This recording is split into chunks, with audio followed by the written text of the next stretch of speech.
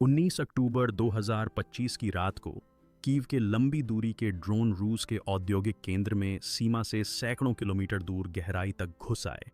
जैसा कि यूक्रेनी जनरल स्टाफ ने पुष्टि की है, निशाने पर नोवोकुबिशेव्स्क तेल रिफाइनरी और उससे भी ज्यादा महत्वपूर्ण रत्न विशाल ऑनरेनबर्ग परिसर रूस और दुनिया की सबसे बड़ी गैस प्रसंस्करण सुविधा थी। विस्फोटों ने न केवल एक सुविधा को बल्कि एक विचार को भी नष्ट कर दिया, रूस के सुरक्षित आंतरिक क्षेत्र के भ्रम को। लेकिन इस ऑपरेशन की असली कामयाबी जलते हुए डिब्बों में नहीं, बल्कि अगली सुबह मॉस्को और अस्थाना से आने वाली दहशत भरी आपातकालीन रिपोर्टों में थी। जैसा कि रॉयटर्स ने पुष्टि की है, हमले के तुरंत बाद रूस को अपने सहयोगी कजाकिस्तान से सभी गैस खरीद अनिश्चित काल के लिए रोकनी पड़ी।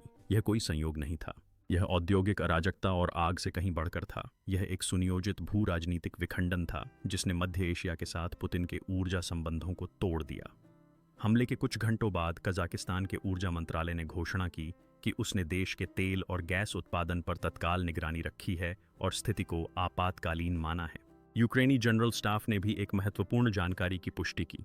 19 अक्टूबर की रात को यूक्रेनी विशेष अभियान बलों ने रूसी प्रतिरोध समूह ब्लैक स्पार्क के साथ मिलकर यूक्रेन से 1500 किलोमीटर दूर स्थित ऑरेनबर्ग गैस प्रसंस्करण संयंत्र पर हमला किया।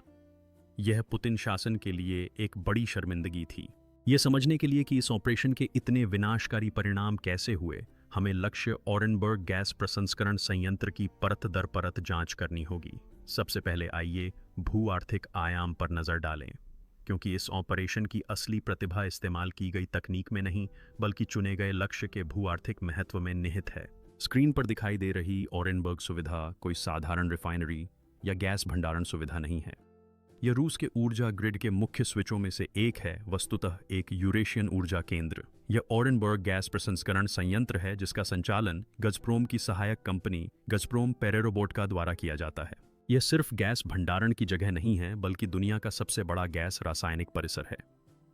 दूसरे शब्दों में, यह जटिल इंजीनियरिंग का एक अपूरणीय अरबों डॉलर का चमत्कार है जो गैस को संसाधित, पृथक और रसायनों में परिवर्तित करता है। हमले के बाद एक शांत बयान में यूक्रेनी जनरल स्टाफ ने स्पष्ट रूप से कहा कि निशाना गैस शोधन इकाइयों में से एक था। इससे साबित होता है कि लक्ष्य को यूं ही नहीं चुना गया था। यह इकाई पूरी सुविधा का मस्तिष्क है।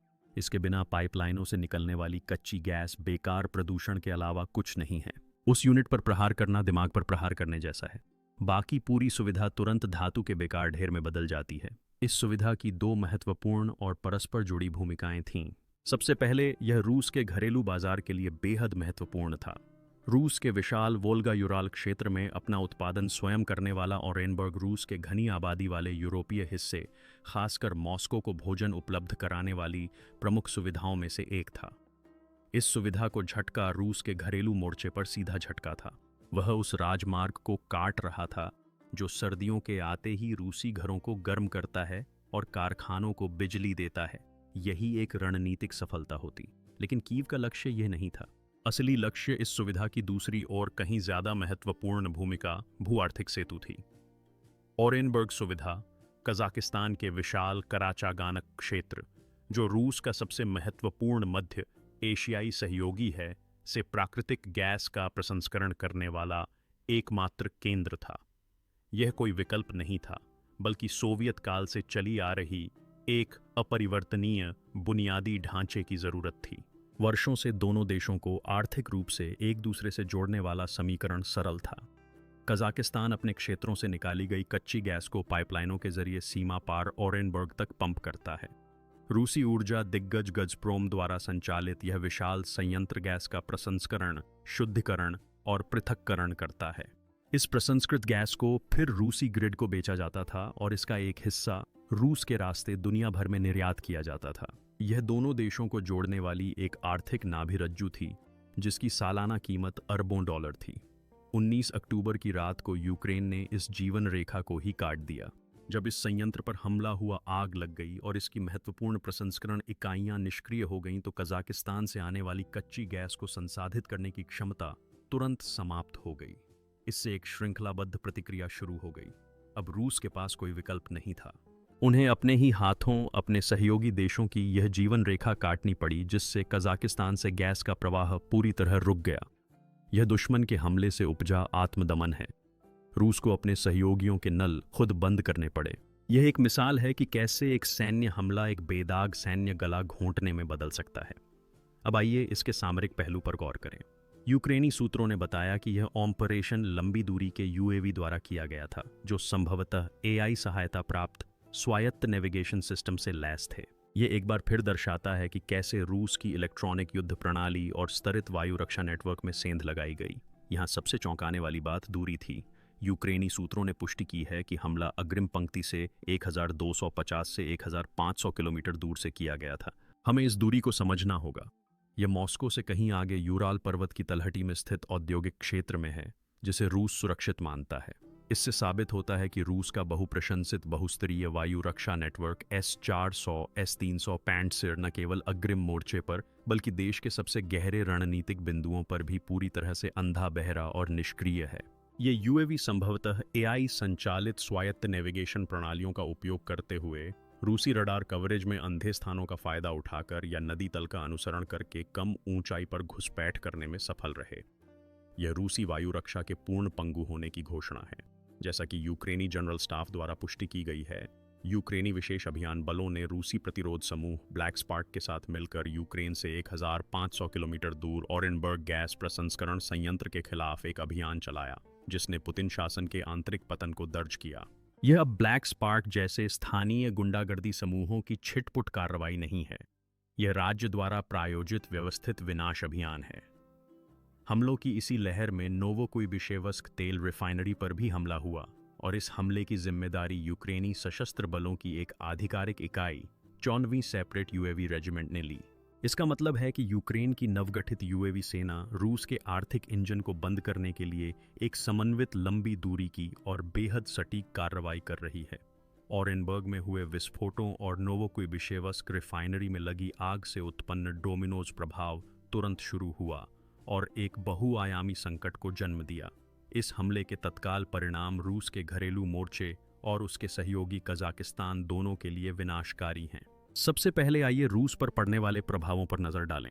घरेलू मोर्चे का पतन, जैसा कि पहले बताया गया है, ओरेनबर्ग संयंत्र न केवल आयातित गैस का प्रसंस्करण करता था, बल्कि रूस के अपने विशाल वोल्गा यूराल क्षेत्र से उत्पादित गैस का भी प्रसंस्करण करता था। यह उत्पादन मास्को सहित रूस के सबसे घनी आबादी वाले यूरोपीय हिस्से को ऊर्जा प्रदान करने वाली मुख्य धमनियों में से एक था। अब यह धमनी बंद हो गई है। संयंत्र का बंद होना रूस के लिए एक भयानक समय पर हुआ है, जो पहले से ही प्रतिबंधों से जूझ रहा है और युद्धग्रस्त अर्थव्यवस्था के सहारे अपना अस्तित्व बचाने के लिए संघर्ष कर रहा है। सर्दियों के आगमन पर यह हमला एक घरेलू आपदा है, जो क्षेत्रीय ऊर्जा संकट, औद्योगिक उत्पादन में मंदी, ईंधन की कमी और मुद्रास्फीति के चक्र को जन्म देगी। इसका मतलब है कम ईंधन, बेकार पड़ी उत्पादन लाइनें और ऐसे घर जिन्हें गर्म नहीं किया जा सकता। यह हमला खून बहते जख्म पर खंजर घोंपने जैसा था। आरबीसी यूक्रेन द्वारा 12 अक्टूबर को प्रकाशित एक रिपोर्ट के अनुसार इस हमले से ठीक एक हफ्ते पहले रूसी संघ का आधे से ज्यादा हिस्सा, कम से कम 57 क्षेत्र, पहले से ही गंभीर ईंधन संकट से जूझ रहे थे। बीबीसी वेरीफाई द्वारा सत्यापित विश्लेषणों के अनुसार जनवरी 2025 से रूस की 38 प्रमुख रिफाइनरियों में से 21, यानी आधे से ज्यादा, यूक्रेनी ड्रोनों द्वारा हमला करके क्षतिग्रस्त कर दी गई हैं। देश में युद्ध मशीनों को चलाने और नागरिकों को भोजन उपलब्ध कराने के लिए ईंधन की कमी हो रही थी, और अब न केवल रिफाइनरियां बल्कि दुनिया का सबसे बड़ा गैस रासायनिक परिसर, जो इस प्रणाली का केंद्र है, भी बंद कर दिया गया है। इसने मौजूदा कमी को पूरी तरह से पंगु बना दिया है। हमले से ठीक 4 दिन पहले 15 अक्टूबर 2025 को मॉस्को टाइम्स द्वारा प्रकाशित और फोर्ब्स रूस की रैंकिंग पर आधारित एक रिपोर्ट के अनुसार गज़प्रोम रूस की सबसे अधिक कर्जदार कंपनी थी, जिसका शुद्ध कर्ज 6 ट्रिलियन रूबल यानी लगभग 60 अरब डॉलर था। यूरोपीय बाजार खोने के बाद कंपनी पहले से ही कर्ज में डूबी हुई थी। अब इस भारी कर्ज के ऊपर दुनिया की सबसे बड़ी सुविधा के पुनर्निर्माण की लागत भी जुड़ गई है। यह कोई ऐसी क्षति नहीं है जिसकी भरपाई की जा सके। यह एक दिवालिया विशाल कंपनी के निधन पर हस्ताक्षर करने जैसा है। गज़प्रोम के पास इस सुविधा की मरम्मत के लिए न तो पूंजी है और न ही समय। हमें रिफाइनरी हमलों के कारण पेट्रोल पंपों पर लगी लंबी कतारें याद हैं, जो 2024 के बसंत में शुरू हुईं और 2025 के पतझड़ में चरम पर पहुंचीं, जो 1990 के दशक की शुरुआत में सोवियत संघ के पतन की याद दिलाती हैं। उस समय रूस ने कजाकिस्तान से पेट्रोल के निर्यात पर प्रतिबंध लगाकर और उससे भीख मांगकर स्थिति को अस्थायी रूप से नियंत्रित करने की कोशिश की थी। लेकिन अब दोनों रिफाइनरियों नोवोकुइबेशेव्स्क और गैस प्रसंस्करण क्षेत्र की दिग्गज कंपनी ओरेनबर्ग पर एक साथ और समन्वित रूप से प्रहार हो रहा है। यह कोई ऐसा छेद नहीं है जिसे क्रेमलिन भर सके। यह व्यवस्था की एक प्रमुख धमनी का विच्छेदन है। यह सिर्फ ईंधन संकट ही नहीं बल्कि शासन का भी संकट है। पुतिन द्वारा जनता के सामने वर्षों से चलाया जा रहा यह दुष्प्रचार कि युद्ध सिर्फ यूक्रेन की सीमाओं के भीतर ही लड़ा जा रहा है, मॉस्को और सेंट पीटर्सबर्ग सुरक्षित हैं, अब राख में तब्दील हो चुका है, यहाँ तक कि रूस के सबसे गहरे औद्योगिक क्षेत्रों में भी। हालांकि इस हमले के तात्कालिक प्रभाव पुतिन के लिए और भी ज्यादा शर्मिंदगी का सबब थे, क्योंकि उन्हें अपने सहयोगी कजाकिस्तान के सामने अपमानित और शर्मिंदा होना पड़ा था। हमले के कुछ ही घंटों बाद अंतर्राष्ट्रीय वित्तीय एजेंसियों ने घोषणा की कि कजाकिस्तान के ऊर्जा मंत्रालय ने देश के अपने तेल और गैस उत्पादन पर तत्काल निगरानी रखी है और स्थिति को गंभीर माना है। इतनी घबराहट क्यों? क्योंकि ओरेनबर्ग स्थित वह सुविधा जहां कजाक गैस का प्रसंस्करण करके रूस को बेचा जाता था अब बंद हो चुकी थी, अब बंद होता थे। यह सुविधा अब काम करना बंद कर चुकी है। यह कजाक अर्थव्यवस्था के लिए भी एक विनाशकारी स्थिति है। वह मुख्य सुविधा जहां वे अपनी गैस का प्रसंस्करण करते थे और उसे रूस को बेचते थे, अब खंडहर में तब्दील हो चुकी है। इसका मतलब है कि उन्हें एक श्रृंखलाबद्ध प्रतिक्रिया में उत्पादन रोकना होगा या अपनी क्षमता में भारी कटौती करनी होगी। इससे कजाक राजकोष को अरबों डॉलर के राजस्व का सीधा नुकसान होगा। अस्ताना की सरकार इस संकट को बढ़ता हुआ देख रही है और उसे समझ नहीं आ रहा कि क्या किया जाए। पुतिन की दुविधा बिल्कुल यही है। वर्षों से उन्होंने कजाकिस्तान के क्षेत्रीय रक्षक की भूमिका निभाई है। उन्होंने उसे सुरक्षा की गारंटी दी और आर्थिक साझेदारी की पेशकश की। लेकिन अब पुतिन द्वारा शुरू किए गए युद्ध के कारण उस सहयोगी की अर्थव्यवस्था पर सीधा असर पड़ा है। इससे भी बुरी बात यह है कि रूस को खुद ही वाल्व बंद करना पड़ा है, क्योंकि वह उस सहयोगी की गैस का प्रसंस्करण नहीं कर सकता। कजाक सरकार तोकायेव अब एक बड़ी आपदा का सामना कर रही है। रूस के साथ अपने रणनीतिक ऊर्जा संबंधों के कारण उसे अरबों डॉलर का नुकसान होने का खतरा है। यह वह स्थिरता नहीं है जिसका वादा पुतिन ने उनसे किया था। यह युद्ध उनके अपने ही घरों में आयात किया जा रहा है। यह पूरी तरह से आर्थिक अराजकता है। कीव का कदम पूरी तरह से स्पष्ट है। इस हमले के साथ यूक्रेन ने कजाक सरकार और क्षेत्र के अन्य तटस्थ पक्षों को एक स्पष्ट संदेश भेज दिया है। रूस के साथ व्यापार करने पुतिन की युद्ध मशीन को अप्रत्यक्ष रूप से जीवनदान देने की यही कीमत है। पुतिन का युद्ध अब न केवल यूक्रेन को बल्कि पुतिन के सहयोगियों को भी अप्रत्यक्ष और प्रत्यक्ष रूप से प्रभावित कर रहा है। रूस एक विश्वसनीय साझेदार नहीं है।